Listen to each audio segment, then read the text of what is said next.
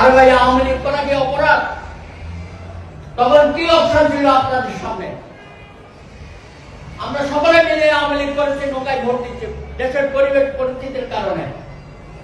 এখন দেশের পরিবেশ পরিস্থিতি পাল্টে গেছে।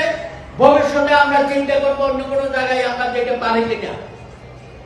আমরা তো বলি নাই যে যুগে যুগে আজীবন আমাদেরকে আওয়ামী লীগের সাথে থাকতে হবে, তার ছায়ে থাকতে হবে।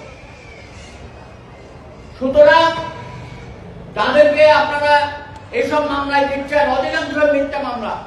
বাড়ি ঘরে থাকতে পারছে না, পালিয়ে বেড়াচ্ছে। আজকে এই পরিবার দিবসে আমাদের অনেক বন্ধু বান্ধব আসতে পারে নাই। খবর নিয়ে দেখেন কেন আসতে পারে নাই, কি অসুবিধার মধ্যে আছে তারা।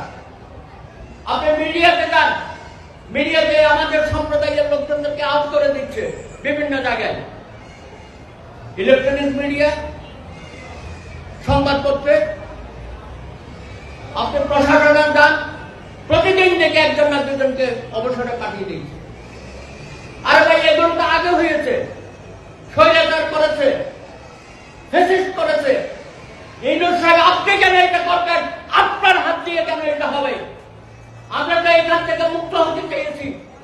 আপনি বলেছেন আমরা সবাই একই পরিবারের সদস্য, বারবার বলেছেন, ডালিম শরীফে বলেছেন, আপনার যমুনাতে বলেছেন, দেশবাসীর উদ্দেশ্যে বক্তৃতাতেও বলেছেন।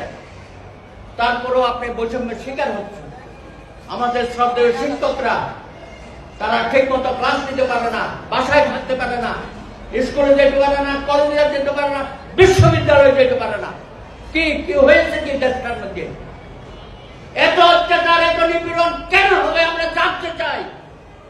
পরিবার পরিজন নিয়ে সম্মানের সাথে আমরা বাংলাদেশে থাকতে চাই। কোন রকমের ষড়যন্ত্র আমাদেরকে পিছপা হবে না।